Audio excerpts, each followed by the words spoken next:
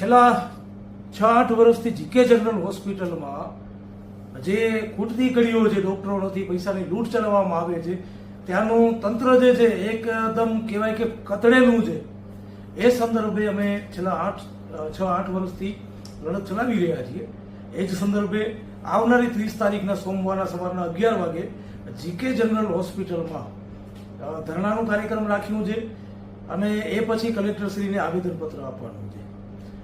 આ કાર્યક્રમ રાખવાનું કારણ એ જ છે કે આજની તારીખમાં જીકે જનરલ હોસ્પિટલમાં તમને 5 દવાઓ જો ડૉક્ટર લખીને આપે એનામાંથી 3 દવાઓ ત્યાં આગળ નથી હોતી, એ પ્રાઇવેટ મેડિકલમાંથી લેવી પડે અને એ દવાઓ 500 થી 1000 થી 1500 રૂપિયાની થતી હોય છે. એક પ્રશ્ન એ.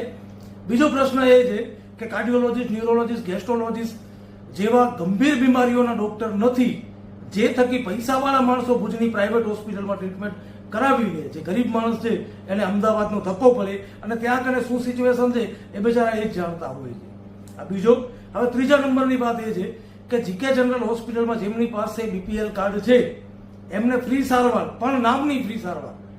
તમે ત્યાં આગળ સોનોગ્રાફી કરાવશો અને એમઆરઆઈ કરાવશો કે એક્સરે કરાવશો, એમના રિપોર્ટ માંગશો, બીપીએલ કાર્ડ હશે તો એ તમારી રિપોર્ટ થઈ જશે, પણ રિપોર્ટ માંગશો તો એના 200 થી 500 રૂપિયા એક્સ્ટ્રા લેવામાં આવે છે.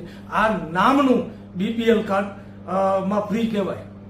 એટલે હજારો રૂપિયાની લૂંટ આ હોસ્પિટલમાં ચાલુ છે આજની તારીખમાં.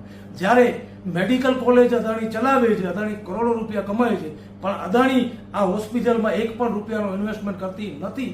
તમામે તમામ પૈસાઓ કચ્છની જનતા પાસેથી લૂંટવામાં આવી રહ્યા છે.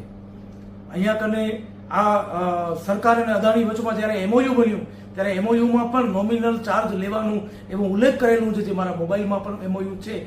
નોમિનલ ચાર્જ એટલે કે માત્ર નામનું ચાર્જ.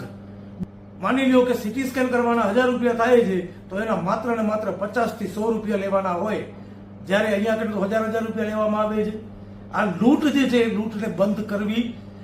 હોસ્પિટલની અંદર ત્યાં કને ડોક્ટરોની ભરતી થાય અને જે દવાઓ અહીંયા કને ઉપલબ્ધ નથી જીકે જનરલ હોસ્પિટલમાં, જેનું સંચાલન અદાણી કરી રહી છે, એ હોસ્પિટલમાં તમામે તમામ દવાઓ ઉપલબ્ધ થાય માટે છેલ્લા 6-8 વર્ષથી લડી રહ્યા છીએ.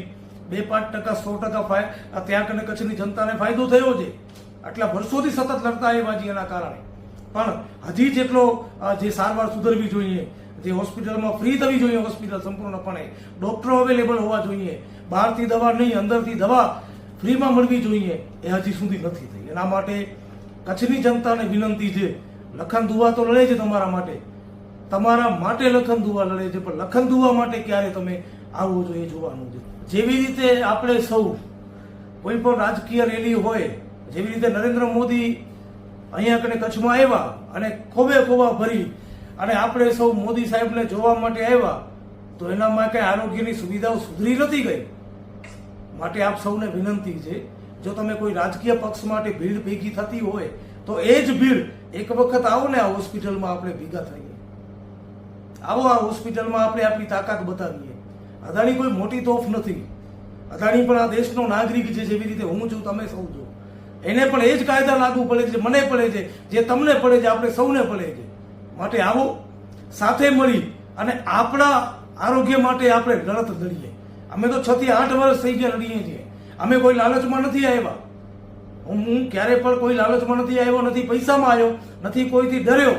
એટલે આપ સૌને વિનંતી છે, મહેરબાની કરી અને તમામે તમામ લોકો એક દિવસ જે રાજકીય રેલીમાં, મોદીની રેલીમાં તમે જતા હો કે અન્ય કોઈ નેતા આવે એની રેલીમાં, એની મિટિંગોમાં ભીડ બની અને તમે જતા હો, તો એક વખત તમારા આરોગ્ય માટે આવો ને મારી સાથે 30 તારીખના સોમવારના સવારના 11 વાગે જીકે જનરલ હોસ્પિટલના કમ્પાઉન્ડ હોલમાં ધરણાનો કાર્યક્રમ રાખ્યું છે અને એ બાદ કલેક્ટરશ્રીને આવેદનપત્ર આપવાનું છે. આવો એક દિવસ બહુ સંખ્યામાં. મારી બહેનોને પણ વિનંતી છે, માતાઓને પણ વિનંતી છે, વડીલોને પણ વિનંતી છે અને ખાસ યુવાનોને વિનંતી છે, તમે કયા ધર્મના છો મને કોઈ ફરક નથી પડતો, તમે કઈ સમાજના કઈ જાતિના છો નથી ફરક નથી પડતો, તમે માણસ છો અને માણસને આ હોસ્પિટલની જરૂરત છે. માટે આવો એક માણસ રૂપી ઇન્સાન બની અને આ આંદોલનને મજબૂત કરીએ. કારણ કે પ્રાઇવેટ વાળા લૂંટવા બેઠા છે, નકર તો પછી અમદાવાદના ધક્કા ખાવા માટે તૈયાર રહેજો. એનામાં મારો કોઈ વાંક નથી ભાઈ. હું મહેનત કરું છું, તમે નથી આવતા તો હું કાંઈ નથી કરી શકવાનું.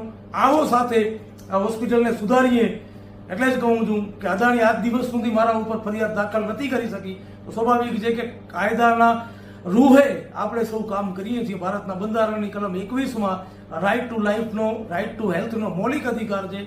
તમામે તમામ દેશના લોકતાંત્રિક દેશોમાં આરોગ્યનો મૌલિક અધિકાર હોય છે. સરકારની જવાબદારી હોય છે કે એની પ્રજાને ફ્રી અને સારું આરોગ્ય આપે. તો ભારત સરકારની પણ જવાબદારી એ જ છે, ગુજરાત સરકારની જવાબદારી એ જ છે, અને આ તમામે તમામ નાલાયક નેતાઓની પણ જવાબદારી એ જ છે કે જીકે જનરલ હોસ્પિટલ ફ્રી થાય અને ત્યાં કને સારામાં સારી સુવિધા મળે, જે થકી પ્રાઇવેટ વાળા લાખો રૂપિયા લૂંટી શકે નહીં. અને આપ સૌના પરિવારમાંથી કોઈક ને કોઈક વ્યક્તિ પ્રાઇવેટમાં લૂંટાણો હશે. જો લૂંટાણા હો તો આવો આ હોસ્પિટલને સુધારીએ, મજબૂત કરીએ કચ્છને. કચ્છ માટે લડવું છું અને કચ્છના લોકોની ફરજ છે કે આ લખન દુવાને સપોર્ટ કરવા માટે 30 તારીખના સવારના 11 વાગે જીકે જનરલ હોસ્પિટલમાં આવે. ધન્યવાદ. આ વિડીયોને વધારેમાં વધારે લોકો સુધી શેર કરજો.